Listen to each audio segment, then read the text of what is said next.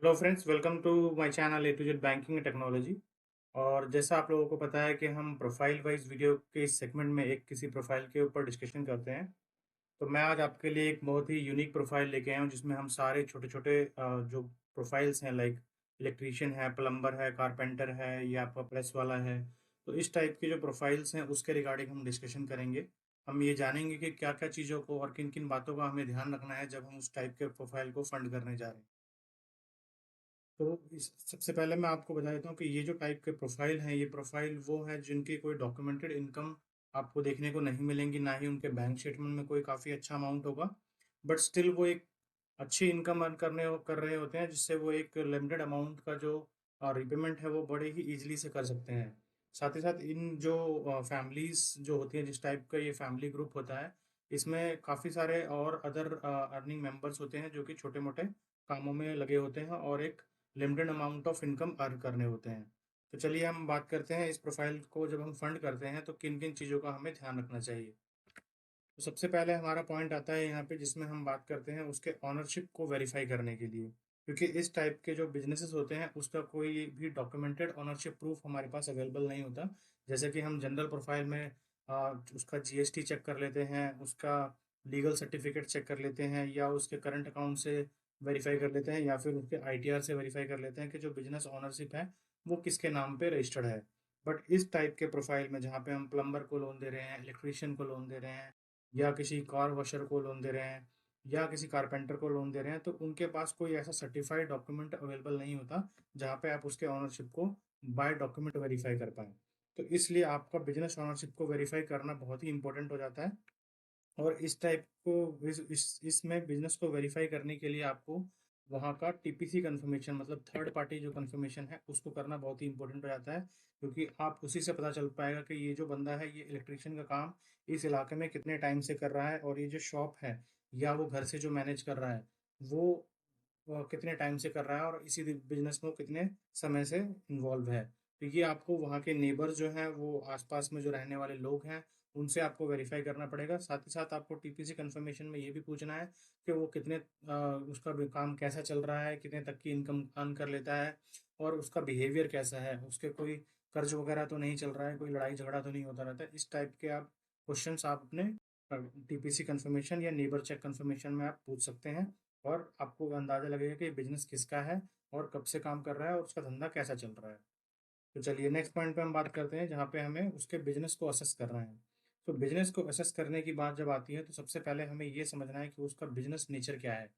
तो nature of work बहुत ही important हो जाता है कि नेचर ऑफ वर्क क्या है। नेचर ऑफ वर्क में आपको ये देखना है कि जो वो इलेक्ट्रीशियन का काम कर रहा है या प्लम्बर का काम कर रहा है, वो एक शॉप से कर रहा है, या फिर वो अपने रेजिडेंशियल जो रेजिडेंस है वहाँ से उस चीज़ को मैनेज कर रहा है। तो अगर वो शॉप से मेंटेन कर रहा है तो कहीं ना कहीं आप ये समझ सकते हैं कि जो उसका बिजनेस का स्केल है वो कहीं ना कहीं थोड़ा सा ऊपर है। बिकॉज शॉप को रन करना अपने आप में ही एक चैलेंजिंग टास्क होता है। बिकॉज शॉप में आपको उसका रेंट देना है, उसका इलेक्ट्रिसिटी देना है, उसकी साफ सफाई मेंटेनेंस को आपको बियर करने हैं। तो अगर वो इतना मेंटेन कर रहा है शॉप को, तो कहीं ना कहीं वो एक इनकम अर्न कर पा रहा है जिससे उसकी मेंटेनेंस चार्जेस को वो बियर कर रहा है। साथ ही साथ शॉप में कई बार उनको जो हेल्पर है, लेबर है या लड़का है वो रखना पड़ता है, तो उस चीज़ की कॉस्ट को भी वो कहीं ना कहीं बियर कर रहा है। तो इससे आप ये अंदाजा लगा सकते हैं कि उसका बिजनेस किसी लेवल पे तो चल रहा है। तो चलिए, अगर कोई बिजनेस ऐसा है जो कि रेजिडेंस से ही ऑपरेट हो रहा है, जैसे कोई इलेक्ट्रीशियन है घर पे ही रहता है, उसको कॉल आती है तो वो जाके वहाँ पे अपना काम करता है, तो उस टाइप के प्रोफाइल को फंड करने में थोड़ा सा आपको ये सतर्कता रखनी पड़ेगी कि जो उसका क्लाइंटेज है वो किस तरह का है, और उसका टीपीसी कंफर्मेशन कैसा आया है। तो ये आपके लिए काफ़ी इंपॉर्टेंट हो जाता है। तो चलिए, नेचर ऑफ वर्क में हमें अंडरस्टैंड करना है कि वो टाइप ऑफ सर्विसेज क्या ऑफर कर रहा है, और उसके क्लाइंटेज जो हैं वो किस टाइप के क्लाइंट है। क्लाइंटेज टाइप से मतलब है कि वो उसके लोकल रेजिडेंट क्लाइंट है, या किसी बिजनेसेस को वो सर्विसेज दे रहा है। फॉर एग्जांपल अगर मैं बात करूं इलेक्ट्रीशियन की, तो इलेक्ट्रीशियन में ही आपको कई तरह के इलेक्ट्रीशियन मिल जाते हैं। एक जो आपके रेजिडेंशियल यूनिट्स पे सर्विसेज देते हैं कि आपका पंखा खराब हो गया, या आपकी किसी इलेक्ट्रिक इक्विपमेंट की कोई सर्विस रिपेयर है वो खराब हो गया। बट एक दूसरा इलेक्ट्रीशियन है जो आपके कमर्शियल बिजनेसेस को सर्विस देता है। फॉर एग्जांपल अगर आप किसी बिल्डर का या आप अपना इंडिविजुअल घर बनाते हैं, तो उसकी लेंटर के टाइम पे इलेक्ट्रीशियन की फिटिंग करना, या बिल्डर्स को फिटिंग करना, बिल्डर्स में जो इलेक्ट्रिशियन का काम होता है बिल्डिंग्स में, उसको उसका कॉन्ट्रैक्ट लेना, उसका ठेका लेना। तो ये दोनों ही टाइप के जो इलेक्ट्रिशियन है ये डिफरेंट हो गए, बिकॉज जो ये रेजिडेंशियल टाइप का जो इलेक्ट्रिशियन है उसकी इनकम कहीं ना कहीं इस ठेकेदार वाली जो कमर्शियल बिल्डिंग में जो इलेक्ट्रिशियन की सर्विस दे रहा है उस टाइप के इलेक्ट्रिशियन से कम होगी, और ये एक बड़े स्केल पे बिजनेस रन कर रहा होगा जो कि कमर्शियल बिजनेस को सर्विस दे रहा है। अब बात आती है कि उस एरिया में उसकी डिमांड कितनी है। अब मान लीजिए आपका जो एरिया है वो प्रॉपरली रेजिडेंशियल एरिया है, वहाँ पे कोई भी ऐसा सच बिजनेसेस नहीं है जहाँ पे आप बिजनेसेस को सर्विस दे सकते हैं। तो आपके पास जो इलेक्ट्रिशियन है वो रेजिडेंशियल इलेक्ट्रिशियन का बिजनेस ही आएगा। और आपको साथ साथ ये देखना है कि वहाँ पे उस टाइप की सर्विसेज देने वाले कितने इलेक्ट्रिशियंस अवेलेबल हैं। अगर वहाँ पे कोई लिमिटेड अवेलेबल है इलेक्ट्रिशियंस की, तो आपके जो कस्टमर है उसकी डिमांड जो है वो हाई रहेगी, और डिमांड होने की वजह से उसके रेट जो है फिक्स रहेंगे और उसके पास बिजनेस जो है वो इक्वली आता रहेगा। तो आपको ये देखना है कि आपका किस टाइप की वो सर्विस दे रहे हैं, क्लाइंटेज बेस क्या है, रेजिडेंशियल है या बिजनेसेस है, और उसका डिमांड उस एरिया में कितना है। साथ ही साथ इसमें बहुत ही इम्पोर्टेंट जो रोल प्ले करता है वो है वर्क कंसिस्टेंसी।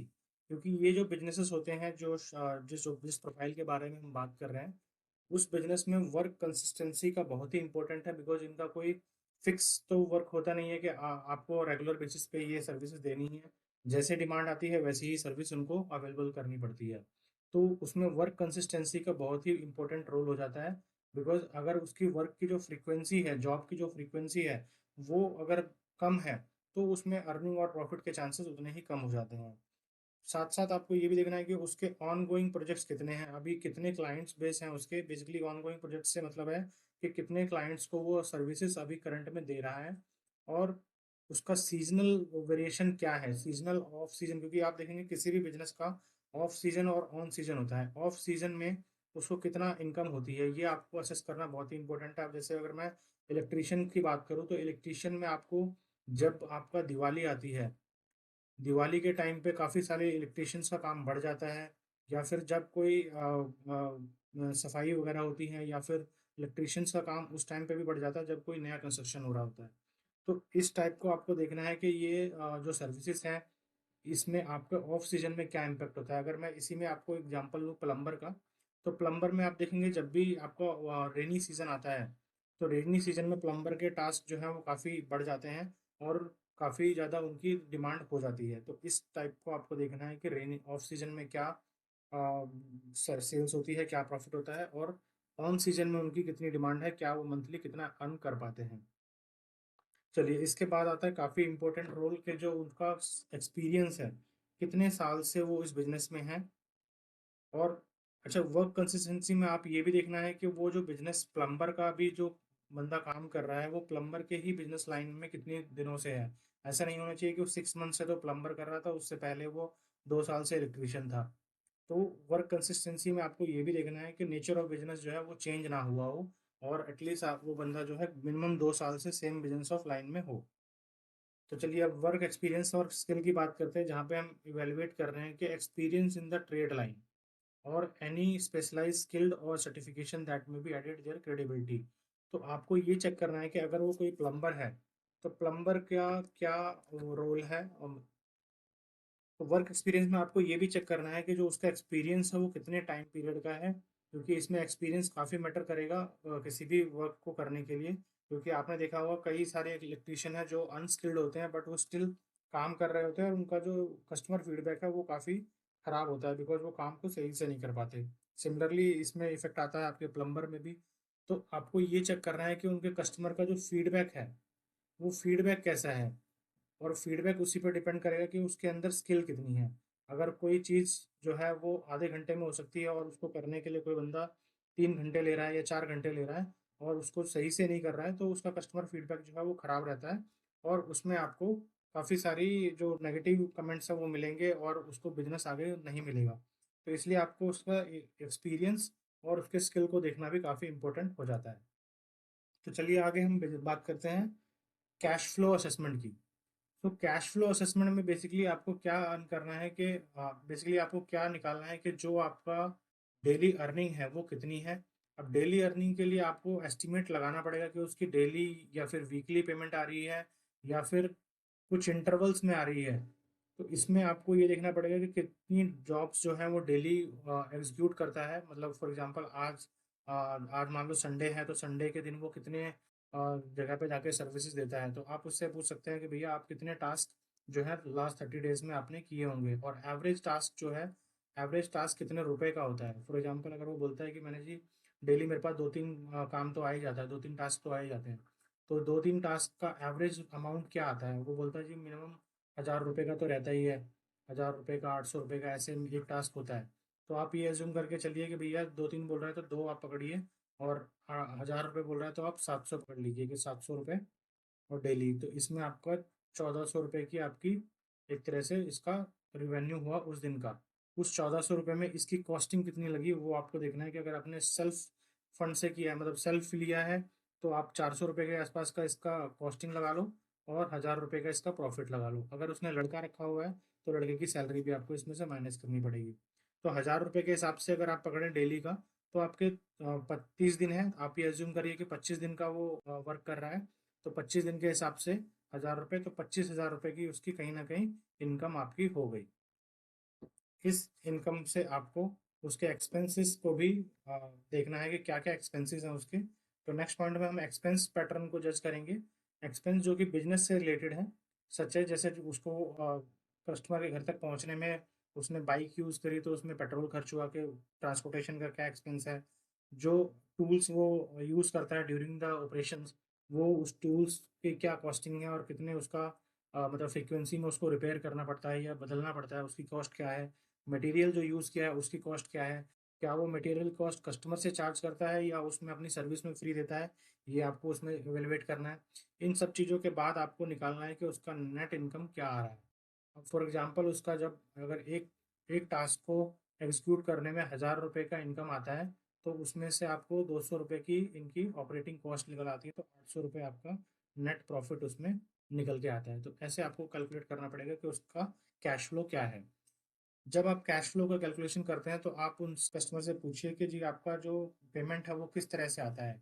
पेमेंट आपको कैश में रिसीव होती है, या फिर आपको वो यूपीआई वगैरह करते हैं। अगर यूपीआई करते हैं तो उसका जो बैंक स्टेटमेंट है, बैंक स्टेटमेंट में रेगुलरली आपको डिपॉजिट्स दिखाई देंगे, चाहे वो स्मॉल में हो या फिर वो बिग अमाउंट में हो, वो आपको कहीं ना कहीं सबमिट आपको जरूर बैंक स्टेटमेंट दिखेंगे, अगर वो कैश में डील नहीं करता है और यूपीआई पेमेंट अगर यूज़ करता है तो चलिए कैश फ्लो की आपने असेसमेंट कर ली। आपको देखना है कि उसके बिजनेस से जो प्रॉफिट आ रहा है उसकी रीपेमेंट कैपेसिटी का क्या रेशियो है। रीपेमेंट कैपेसिटी रेशियो का एनालिसिस करने का बेसिक पर्पज ये है कि अगर उसके कोई भी एग्जिस्टिंग लोन चल रहे हैं, और उसके कोई जो फैमिली एक्सपेंसेस हैं, जो घर के खर्च होते हैं, हाउस होल्ड एक्सपेंस जिसे हम बोलते हैं, घर के खर्चे, वो प्लस जो उसके एग्जिस्टिंग लोन की ईएमआई है, उसका उसकी इनकम के रेशो में क्या वो है। तो हम यहाँ पे ये कैलकुलेट करना चाह रहे हैं कि हम उसे एक रियलिस्टिक लोन अमाउंट दें, ताकि वो हमारे जो लोन है उसको सही से पे कर पाए, और उसकी जो है बाउंसिंग ना हो। तो इसके लिए आपको क्या करना है कि एक तो उसने आपने उसके जो बिजनेस एक्सपेंसेस थे वो घटाने के बाद आपने उसके इनकम पकड़ी 25,000 रुपये जी इसकी इनकम है। देन आपको चेक करना है कि उसके एग्जिस्टिंग लोन्स जो हैं, एग्जिस्टिंग लोन्स कितनी ईएमआई तक के हैं। फॉर एग्जांपल हम यहाँ ले लेते हैं कि 10,000 रुपये की वो एग्जिस्टिंग लोन्स की ईएमआई भी पे करता है। तो ईएमआई को आप यहाँ से घटा देंगे तो 15,000 रुपये आपका सरप्लस ईएमआई आ गई। अब इस पे आपको एप्लीकेबल फोयार लगाना है। फोयर में बेसिकली क्या है, फॉर एग्जांपल अगर जो इंडस्ट्री स्टैंडर्ड की बात करें तो 60% का फोयर लगता है। तो 15,000 पे आप 60% का फोयर लगाएंगे, तो आपको अप्रोक्स 9,000 रुपये का एक ईएमआई आप उसको ऑफर कर सकते हैं। तो अब आप अपने आरओआई के हिसाब से और जो टेन्योर आप उसे ऑफर करने वाले हैं उसके हिसाब से आप 9,000 रुपये तक की किस्त इसका इजीली दे सकते हैं। तो आप इससे उसका अर्निंग रिपेमेंट जो रेशियो है उसको निकाल सकते हैं कि आप वो कितना ईएमआई भर सकता है।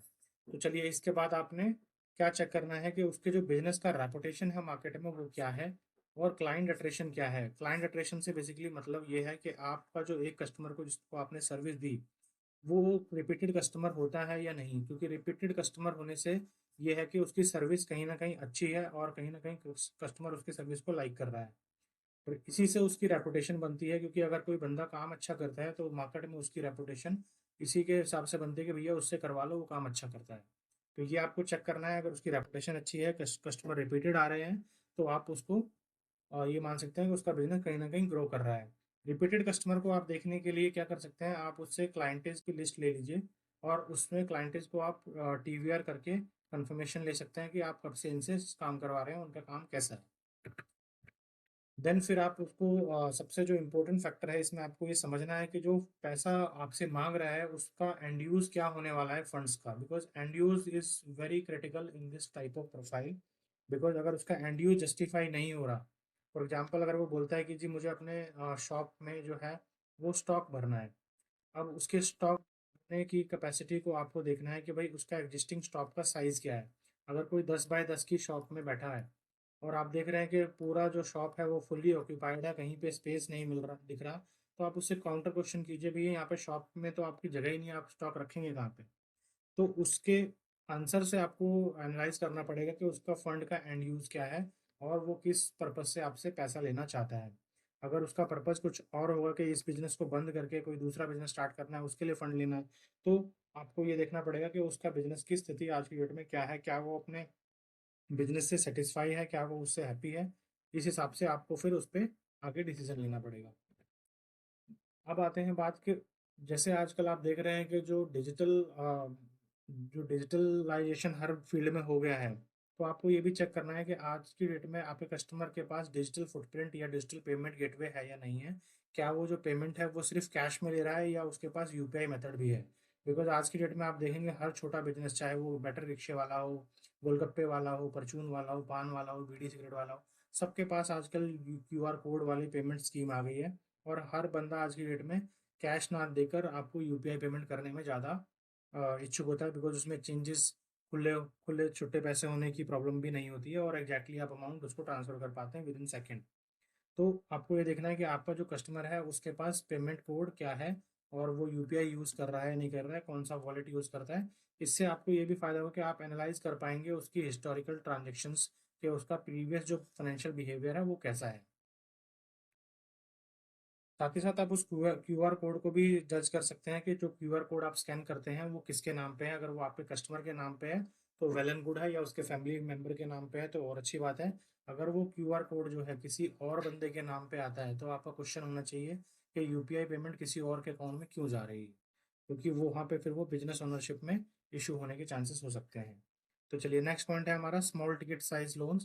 क्योंकि आपका जो कस्टमर अगर कोई एग्जिस्टिंग लोन पहले से नहीं चला रहा है, लेट से आप उसे 5 लाख रुपए का लोन देने वाले हैं और उसने आज तक 50,000 रुपये का लोन भी नहीं चलाया है, तो आपके लिए एक बहुत बड़ा क्वेश्चन है कि क्योंकि ये क्रेडिट टेस्टेड कस्टमर नहीं है, इसको ईएमआई भरने की हैबिट नहीं है और इसने की ईएमआई भरने की कैपेसिटी कहीं ना कहीं से वेरीफाई नहीं हुई है, तो आप उसको एक छोटे लोन से स्टार्ट कीजिए, जिसमें आप उसको बोलिए कि भैया आप स्टार्ट कीजिए 2 लाख रुपए से, हम आपको आगे जाके इन फ्यूचर जैसे ही आपने 6 मंथ्स की ईएमआई पे कर देंगे, हम आपको उस पर टॉपअप दे देंगे। तो इससे क्या होगा, कहीं ना कहीं कस्टमर की एक रीपेमेंट हैबिट स्टार्ट होगी और आप ये टेस्ट कर पाएंगे कि उसकी रीपेमेंट कैपेसिटी क्या है बिफोर एक बड़े लोन देने से पहले। तो चलिए नेक्स्ट पॉइंट पे हम डिस्कस करेंगे। यहाँ पे हम बात करने जा रहे हैं कि अगर ये सिक्योर्ड लोन है, तो सिक्योर्ड लोन में आपको और भी चीज़ों पे फोकस रखना है कि कोलेटरल क्या आ रहा है, उस केस की क्या स्ट्रेंथ है और उस पे क्या मिटिगेंट्स है, उन सबको देखते हुए आपको पूरे ओवरऑल केस पे डिसीजन देना है और समझना है कि इस टाइप के प्रोफाइल को लोन देना है या नहीं देना है, और देना है तो इनिशियली हमें कितने अमाउंट से स्टार्ट करना है। क्योंकि इनिशियल जो स्टार्टिंग है वो काफ़ी कम अमाउंट से रहे तो ज़्यादा अच्छा है। आप उसमें एलटीवी जो है वो लिमिटेड रखिए, एलटीवी का परसेंटेज जो है आपका 40% से 50% के बीच में रखिए। फोयर जो है वो आपका 45 से 50% के बीच में रखिए, बिकॉज फोयर और एलटीवी ही हैं जो दो जो लोन किसी सिक्योर्ड लोन के अंदर बहुत ही इंपॉर्टेंट रोल प्ले करते हैं। जितना आप इसमें अपना मार्जिन रखेंगे एज ए लेंडर, आपको उतने ही एनपीए होने के चांसेस कम रहेंगे। तो ये इस टाइप के प्रोफाइल को आप फंड करते वक्त इन चीज़ों को आपको ध्यान रखना है। तो होपफुली आपको ये वीडियो पसंद आई हो और आप इसमें जो बताई हुई चीज़ें हैं वो आपको अच्छी लगी हो। अगर आपको ये वीडियो अच्छी लगी तो इसको एक लाइक ज़रूर कीजिएगा। और अगर आपको इसमें वीडियो से संबंधित कोई भी आपको अ, समझ नहीं आया या कुछ और वैल्यू एडिशन आप करना चाहते हो ताकि व्यूवर्स को और भी ज़्यादा नॉलेज मिल पाए इस पर, तो आप इसे कमेंट बॉक्स में बताइएगा कि हम इस चीज़ों को और भी चीज़ें चेक कर सकते हैं। प्लस अगर कोई चीज़ समझ ना आए तो आप उससे क्वेश्चन कर सकते हैं। साथ ही साथ अगर आप इस चैनल पर नए हैं तो इस चैनल को आप सब्सक्राइब कर लीजिए बिकॉज इस टाइप की अराउंड 20 वीडियोस जो है अलग अलग प्रोफाइल पे मैंने इसमें बनाई हुई हैं, और आपको इस वीडियो को देख के काफ़ी अच्छी नॉलेज मिलेगी अंडर राइटिंग से related. Okay guys, thank you for the day. मिलते हैं नेक्स्ट वीडियो में। Thank you so much.